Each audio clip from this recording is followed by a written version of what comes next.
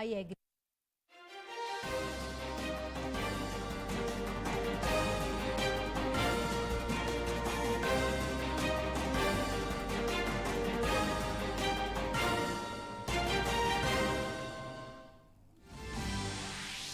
उत्तरकाशी के सिलक्यारा टनल से राहत की खबर। 41 मजदूर किसी भी वक्त आ सकते हैं बाहर। मजदूरों के लिए सुरंग के अंदर डॉक्टरों की टीम तैनात।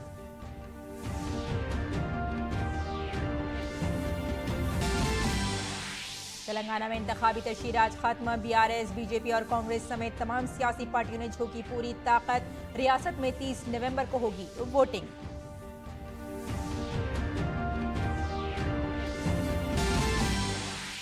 बिहार हुकूमत सरकारी छुट्टियों के मामले में इम्तियाजी सुलूक के मामले में घिरी। नीतीश हुकूमत ने स्कूलों में मुस्लिम त्योहारों की छुट्टियों में किया इजाफा। हिंदू त्योहारों की छुट्टियां की गई कम। 2024 का कैलेंडर किया जारी।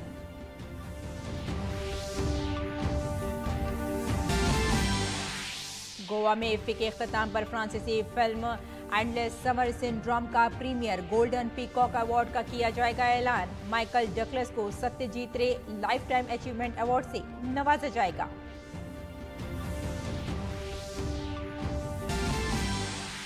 इसराइल और हमास के दरमियान जंगबंदी में मजीद 2 दिनों की तोसी।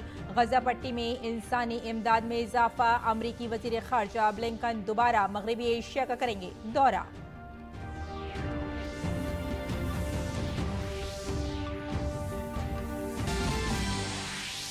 भारत और ऑस्ट्रेलिया के दरमियान आज गुवाहाटी में तीसरा T20 मैच। टीम इंडिया को 5 मैचों की सीरीज में 2-0 से सबकत। टीम इंडिया सीरीज जीतने के लिए पुरअज़्म।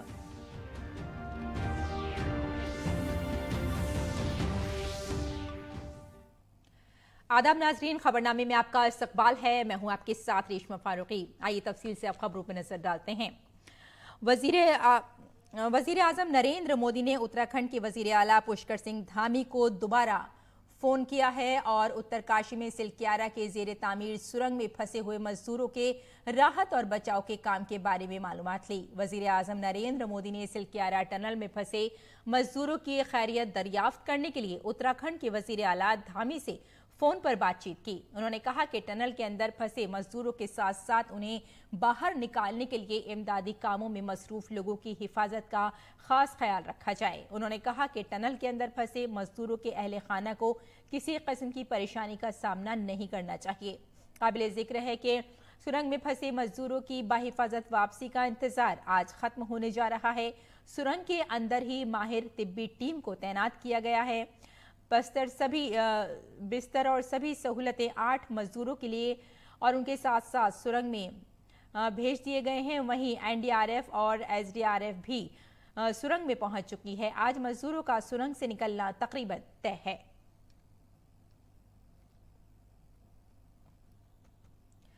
मजदूरों को निकालने के लिए चलाए जाने वाले रेस्क्यू ऑपरेशन का किरदार बहुत राइट माइनर्स में अहम समझा जाता है और सुरंग में हाथ से खुदाई कर रहे हैं लोग। पेश है डीडी न्यूज के ये खुसूसी रिपोर्ट।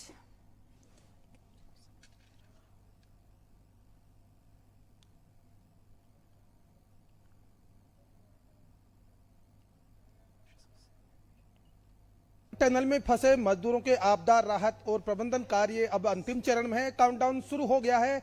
किस तरह रेड माइनर्स ने इस काम को अंजाम तक पहुंचाने के लिए अपनी गति बढ़ाई है, इस विषय पर बात करने के लिए खुद इससे जुड़े अधिकारी और कर्मचारी हमारे साथ मौजूद है। यह है शंभू मिश्रा जी। शंभू जी, ट्रेंचलेस कंपनी शुरू से लेकर लास्ट तक इस काम में लगी रही और अब जो अंतिम पड़ाव पर हम देख रहे हैं आपकी भूमिका महत्वपूर्ण है। कितने कर्मचारी आपके इसमें लगे हुए हैं? सर मैं 28 बंदे हूँ, 28 टीम लेके आया, 28 बंदे टीम के लेके आया हूँ। और कल मैंने चूहा बोरिंग वाले को बुलाया, टेंचलेस कंपनी बुलाया, टेंचलेस कंपनी से आया है। वो डे नाइट काम कर रहे हैं, रात को पाइप घुस के कर रहे हैं। आज हो जाएगा, आज शाम तक भगवान ने चाहा तो आज हो जाएगा ठीक ठाक। अब 51 मीटर चला गया है और एक पाइप और रह गया 6 मीटर का। आपको कितनी चुनौती का सामना करना पड़ रहा है? मैनुअली आप काम कर रहे हैं, आपको चूहा की तरह कुतरते हुए अनुभव है काम करने का, ये किस तरह करते हो आप? जी है, अंदर जो स्पॉट बंदे लाए थे ना दिल्ली से, टेंचलेस कंपनी ने मंगाए हैं, वो स्पॉट बंदे हैं। बिल्कुल तेजी में काम चल रहा है फटाफट। कौन कौन से उपकरण आप साथ में रखते हैं इस काम के लिए? वो सब्जी में जितना है ना उसका ऑर्डर सबको सामान रखे हैं। तो ट्रोली भी रखे हैं, घिसने वाली भी रखे हैं, सब कुछ रखे हैं। टोटल एडवांस पार्ट लाए हैं। किस तरह कर रहे हैं, जैसे उस पाइप में आप कितने लोग जाते हैं और कितनी तेजी से काम हो रहा है, 1 घंटे में कितना काम कर ले रहे हैं? पाइप के अंदर तो 3 लोग जाते हैं और बाहर भी हमारा बंदे रहते हैं, वहाँ खुदाई हो रहा है, कटिंग हो रहा है, तुरंत हम जितना जो सामान कटिंग करते हैं बाहर निकाल देते हैं, उसके बाद हम पाइप पुश करते जाते हैं। आपको कितनी उम्मीद है, कब तक काम हो जाएगा? हो जाएगा शाम तक। तो देखा, निश्चित तौर पर ये ट्रेंचलेस कंपनी के कर्मचारी हैं जो रेट माइनर्स की भूमिका में यहाँ काम कर रहे हैं। इन्होंने न केवल तकरीबन 50 मीटर तक इसको ड्रिलिंग कर दिया है, बल्कि अब उनका मानना है कि एक पाइप 6 मीटर का बचा है, जिसको भी आज देर शाम तक पूरा कर लिया जाएगा और यह ऑपरेशन अपने अंजाम तक पहुंच जाएगा और मजदूर सकुशल बाहर निकल जाएंगे। मेरे से कैमरामैन गौरव गिरी के साथ मैं OP Yadav, DD news, Silkyara, Uttarkashi. और तेलंगाना इंतखाबात की मुहिम का आज आखिरी दिन है। इंतखाबी मुहिम खत्म होने से पहले तीनों पार्टियों हुक्मरान जमात भारत राष्ट्र समिति, अपोजिशन कांग्रेस और भारतीय जनता पार्टी ने अपनी पूरी ताकत झोंक दी है। बीआरएस मुसलसल तीसरी बार हुकूमत बनाने की कोशिश कर रही है। वजीर आला के चंद्रशेखर राव का पूरा खानदान इंतखाबी मुहिम में मसरूफ नजर आया, जबकि बीजेपी और कांग्रेस ने पूरी मरकजी क़यादत को इंतखाबी मैदान में उतारा है।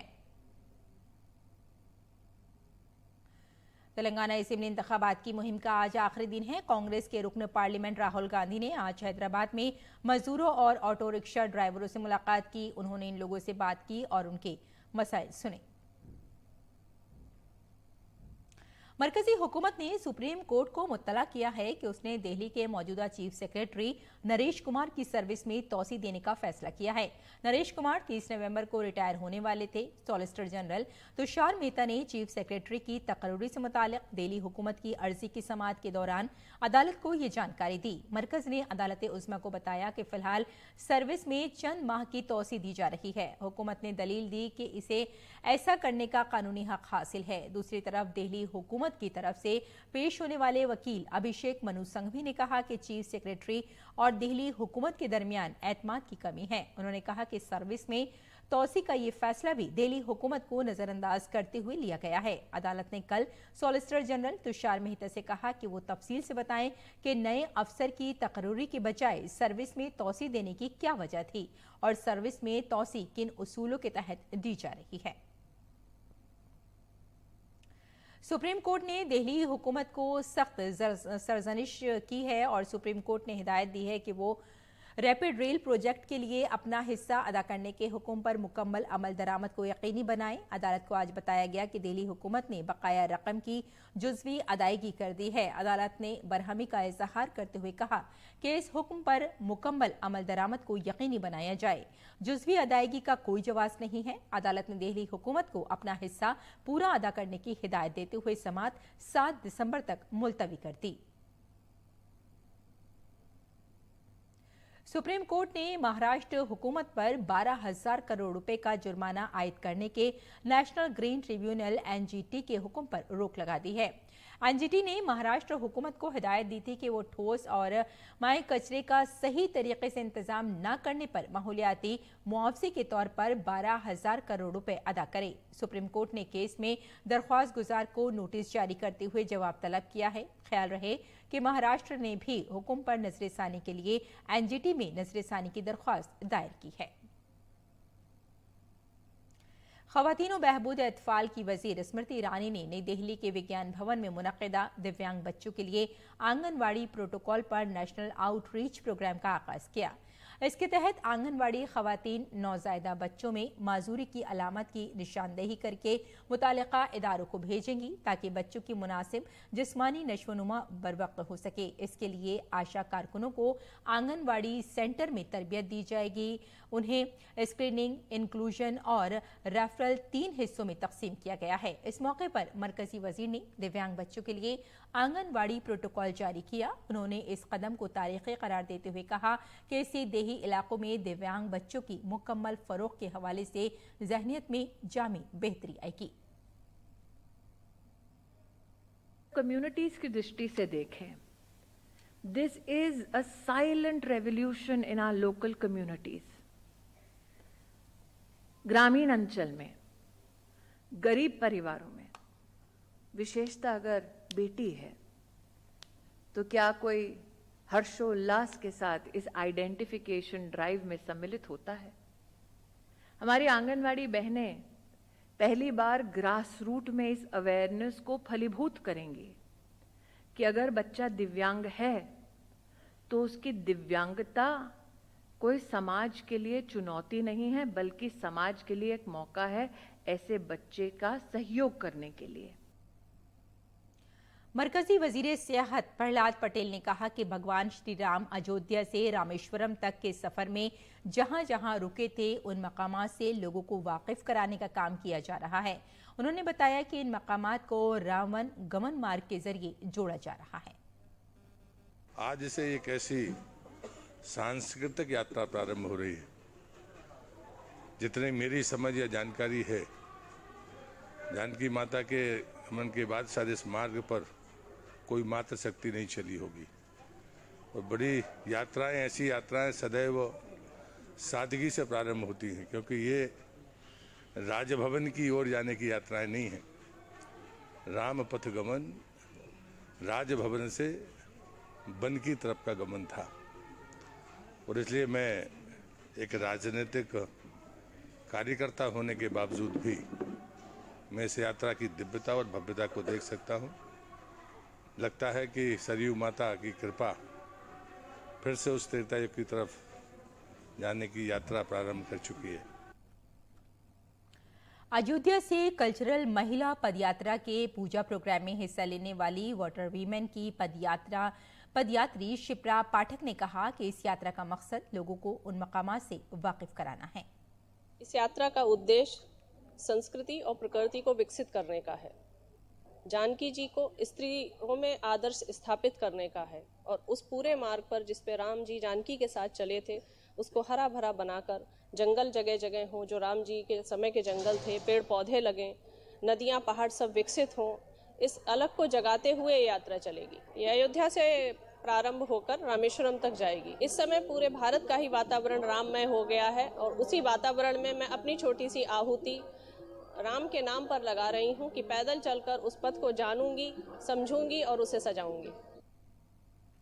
जम्मू कश्मीर के जिला बांदीपुरा के गुरेज इलाके को भारत की आज़ादी के बाद पहली बार बिजली से रोशन किया गया। अब मकामी लोगों ने इलाके में 24 घंटे बिजली बहाल करने पर वज़ीर-ए-आज़म नरेंद्र मोदी, एलजी मनोज सिन्हा और महकमा बिजली का शुक्रिया अदा किया। दूसरी जानिब जम्मू कश्मीर के गवर्नर मनोज सिन्हा ने सोशल मीडिया प्लेटफॉर्म पर मालूमात देते हुए कहा कि दीगर सरहदी इलाकों में तब्दीलियां रूनुमा होंगी। गुरेज इलाके की मुख्तलिफ पंचायतों के तकरीबन 1500 सार्फिन को पहली बार बिजली बतौर तोहफे में मिली है। बिजली की आमद से गुरेज के अवाम में खुशी की लहर है। लोगों का कहना है कि इससे यकीनन गुरेज में तब्दीली आएगी और अवाम की समाजी और मुआशी हालत बेहतर होगी। नीज सियाहत को भी फरोग मिलेगा।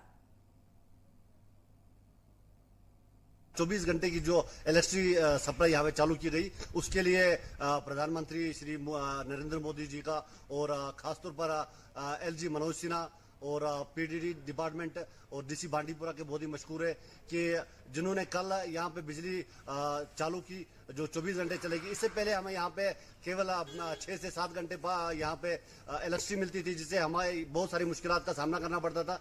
यहाँ गुरेज में जो पावर सप्लाई वो रेस्टोर किया कल से, जिसके लिए हम तहे दिल से हुकूमत वक्त और जो ऑफिसर हैं उनके मशकूर हैं कि उन्होंने हमें जो दरीड़ा मांग थी वो हमारी मांग पूरी की, जिसके लिए हम तहे दिल से शुक्रिया अदा करते हैं। और बिहार में स्कूलों की छुट्टियों से मुताल्लिक एक नया तनाज़ा खड़ा हो गया है। बिहार हुकूमत ने अगले साल के लिए नया तालीमी कैलेंडर जारी कर दिया है। इसमें हिंदू त्योहारों पर मुसलमानों के त्योहारों को तरजीह दी गई है।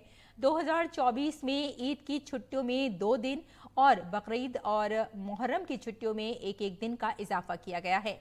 इसके साथ ही उर्दू स्कूलों में जुमे के दिन हफ्तेवार तातील होगी। मजीद ये कि ख़वातीन टीचर्स की परेशानी होने वाली है कि उन्हें तीज और ज्योतिया त्योहारों के दौरान भी स्कूल आना होगा। वहीं बिहार में पहली से 8वीं जमात के असातिज़ा की 50% पोस्टें ख़वातीन के लिए मखसूस हैं। हाई स्कूलों में 35 परसेंटेज रिजर्वेशन है और तेज और ज्योतिया की छुट्टियों का फैसला इस त्यौहार को जहन में रखते हुए किया गया था। इसके अलावा बिहार हुकूमत ने हिंदुओं के बड़े त्यौहार शिवरात्रि, रामनवमी, श्रवण के आखिरी पीर, तीज, ज्योतिया, जन्माष्टमी, अनंत चतुर्दशी, भैया दूज, गोवर्धन पूजा, गुरु नानक जयंती, कार्तिक पूर्णिमा की तातीलात खत्म कर दी हैं। होली, दुर्गा पूजा, दिवाली, छठ जैसे त्योहारों की छुट्टियां कम कर दी गई हैं। बीजेपी के रुकन पार्लियामेंट सुशील मोदी ने कहा कि नीतीश कुमार की क़यादत वाली बिहार हुकूमत ने हिंदू मुखालिफ ज़हनियत का मुजाहरा किया है और ऐसा फैसला किया गया जिससे हिंदुओं की जज्बात को ठेस पहुंचे। नीतीश कुमार की सरकार ने हिंदू विरोधी मानसिकता और हिंदुओं की भावनाओं को आघात करने वाला एक निर्णय लिया है और स्कूलों के अंदर, चाहे वो प्राथमिक हो या हाई स्कूल हो, हिंदुओं के जितने पर्व त्यौहार हैं, चाहे वो रामनवमी हो, जन्माष्टमी हो, रक्षाबंधन हो, जितिया हो, उन सारे पर्व त्योहारों की छुट्टियों को रद्द कर दिया गया है। और इतना ही नहीं, तो जो मुसलमानों के जो पर्व थे उनकी छुट्टियों को बढ़ा दिया गया है। ये हिंदू विरोधी मानसिकता का परिचायक है और ये इस बात को दर्शाता है कि आपको लगता है कि आप हिंदू समाज को जातियों में बांटकर उनका वोट ले लेंगे और मुसलमानों को खुश करने के लिए उनकी छुट्टियों को बढ़ा देंगे। देखिए, बिहार के लोग चुप नहीं रहेंगे, लोग सड़कों पर आएंगे। हिंदू विरोधी जो निर्णय है, हिंदुओं की भावनाओं को आघात करने वाला जो निर्णय है, इसको भारतीय जनता पार्टी कदापि बर्दाश्त नहीं करेगी और इसका हम पुरजोर विरोध करते हैं। मरकजी वजीर गिरिराज सिंह ने कहा कि हिंदू त्योहारों की छुट्टियां कम कर दी गई हैं जबकि मुसलमानों के त्योहारों की तातीलात बढ़ा दी गई हैं। इससे साफ जाहिर होता है कि बिहार में नीतीश हुकूमत इस्लामी मजहब की बुनियाद पर काम कर रही है। नीतीश सरकार बिहार में इस्लामिक धर्म के आधार पर काम कर रही है और इसी कारण से अररिया, पूर्णिया, कटिहार, किशनगंज जैसे जगहों पर शुक्रवार को स्कूलों में छुट्टी हो रही है। अब तो लगता है कि पूरे बिहार में शुक्रवार को ही इस्लामिक छुट्टी करने की योजना बना रही है ये सरकार। अगर हमारे छुट्टियों को जिस ढंग से काटने का काम किया है, अगर नहीं इन छुट्टियों को फिर से बहाल किया तो इसका खामियाजा नीतीश कुमार को आने वाले चुनाव में भुगतना पड़ेगा। ये नीतीश कुमार नहीं कहलाएंगे बल्कि मोहम्मद लालू यादव और मोहम्मद नीतीश कुमार कहलाएंगे। मनी लॉन्ड्रिंग मामले में गिरफ्तार तमिलनाडु हुकूमत के वजीर सेंथिल बालाजी को सुप्रीम कोर्ट से धचका लगा है। अदालत उस्मा ने उन्हें सेहत की बुनियाद पर जमानत देने से इनकार कर दिया है। सेंथिल बालाजी ने मद्रास हाई कोर्ट की जानिब से जमानत की दरख्वास्त मुस्तरद किए जाने को चैलेंज किया था। आज सुप्रीम कोर्ट में जस्टिस बेला एम त्रिवेदी और जस्टिस एस.सी. शर्मा की बेंच ने दरख्वास्त पर समाअत की। सेंथिल बालाजी की सेहत की रिपोर्ट का जायजा लेने के बाद सुप्रीम कोर्ट ने कहा कि बालाजी की सेहत ठीक है और उन्हें कोई संगीन बीमारी नहीं है। ताहम सुप्रीम कोर्ट ने उन्हें बाकायदा जमानत के लिए निचली अदालत से रुजू करने की इजाजत दी थी।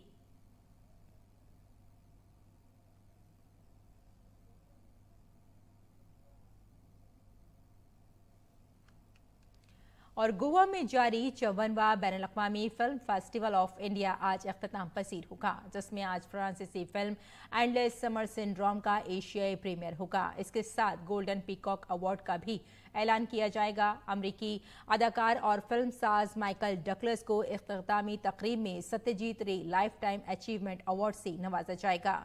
माइकल डगलस ने फिल्म प्रोडक्शन और फाइनेंस के मैदान में वजीर आजम नरेंद्र मोदी की कोशिशों की तारीफ की। माइकल डगलस ने वजीर आजम मोदी की उम्दा क़यादत के बारे में कहा कि भारत बहुत अच्छे हाथों में है।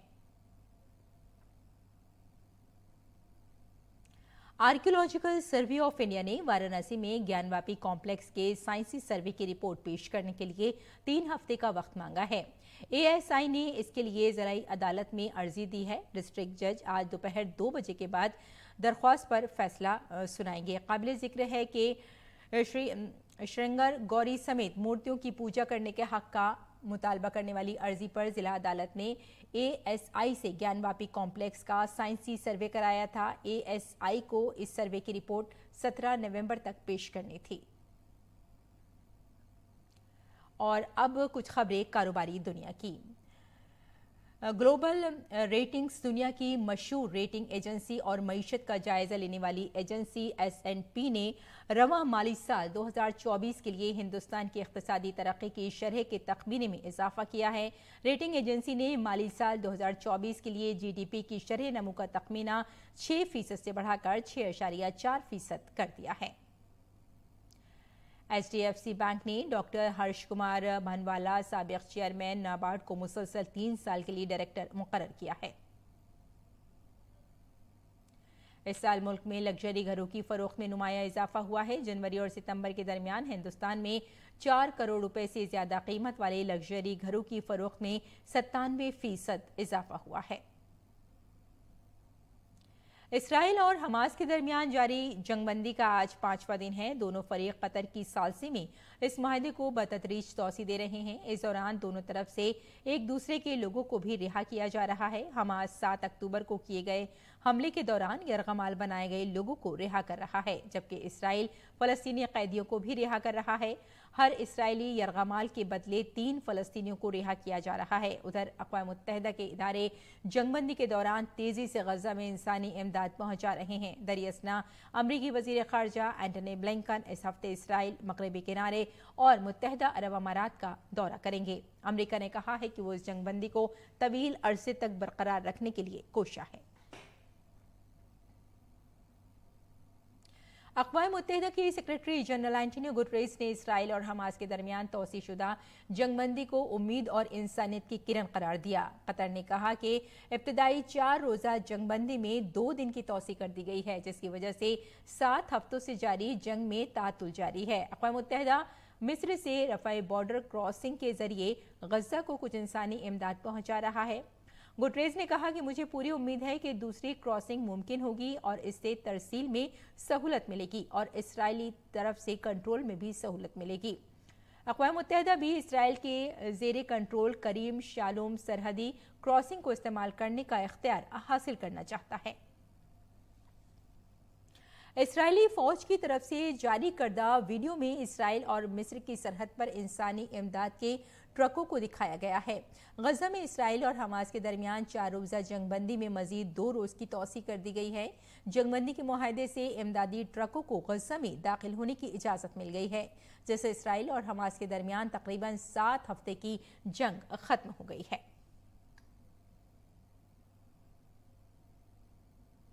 इसराइली फौज का कहना है कि गजा से रिहाई पाने वाले 11 यरगमाली इसराइल पहुंच गए हैं। इसराइली यरगमालियों को ले जाने वाली रेड क्रॉस की गाड़ियां इसराइल और हमास के दरमियान मुआहदे के 4थे रोज गजा से इसराइल के लिए रवाना हो गई। इसराइल फौज ने कहा है कि रेड क्रॉस ने तस्दीक की है कि 11 यरगमालियों को इसराइली इलाके की तरफ ले जाया गया था, जो ताज़ा तरीन जंगबंदी की शराइत के तहत रिहा किए गए थे। कतर ने कहा कि आज़ाद किए गए तमाम यरगमाली दोहरी शहरियत वाले थे, जिनमें से 3 फ्रांसीसी शहरियत के हामिल थे, जबकि 2 जर्मन शहरियत के हैं और 6 अर्जेंटाइन की शहर से हैं। गिलगित बल्तिस्तान में पाकिस्तान के गैर कानूनी कब्जे के खिलाफ अदम इत्मीनान बढ़ रहा है। अवामी एक्शन कमेटी गिलगित बल्तिस्तान की कॉल पर एक बार फिर बड़ा एहतजाज देखा जा रहा है। टैक्स में मुनसिफाना हिस्सेदारी का मुतालबा करते हुए कई मकामात पर जबरदस्त मुजाहिरे हो रहे हैं। अवामी एक्शन कमेटी का कहना है कि पाकिस्तान पहाड़ों, सियाती मकामात और कोहपैमाओं की सैर से बहुत पैसा कमा रहा है, जबकि गिलगित बल्तिस्तान को इसका हक नहीं दिया जा रहा है। मुजाहिरीन का कहना है कि पाकिस्तान सियाहत के शोबे से आने वाला पैसा हड़प कर रहा है। इसके अलावा टोल प्लाजा से भी करोड़ों रुपए वसूल किए जा रहे हैं। अवामी एक्शन कमेटी की क़यादत में पूरे गिलगित बल्तिस्तान में पाकिस्तान के खिलाफ गम गुस्सा जारी है। जो हमारे जो माउंटेन है, जो टूरिस्ट पॉइंट है, जो क्लाइंबर आते हैं, उनका जो टैक्स कलेक्ट होता है वो फेडरल गवर्नमेंट उठाती है, उसमें प्रॉपर हमारा हिस्सा नहीं है। हम वो वहाँ पे अपना हिस्सा मांगते हैं। उसके बाद जो टूरिज्म सेक्टर के ऊपर बेताशा जो पैसे आते हैं वो भी फेडरल गवर्नमेंट उठाती है। उसके अलावा यहाँ पे एक NHA का टूल प्लाजा लगा है, उस पर भी करोड़ों रुपए सालाना इनकम जो है वो फेडरल गवर्नमेंट उठाती है। हम कहते हैं कि हमारा हिस्सा दे दे, जो हमारे लीगल राइट्स है, लीगल हमारे जो जगह है वहाँ से हमें हिस्सा चाहिए। और कंबोडिया के अंकोर वाट मंदिर को दुनिया का 8वां अजूबा करार दिया गया है। ये दर्जा इमारतों, मंसूबों और डिजाइनों को दिया जाता है। अंकोर वाट ने ये दर्जा इटली के पोम्पियो को शिकस्त देकर हासिल किया था। कंबोडिया के वजीर आजम ने इस कामयाबी पर मुबारकबाद दी है।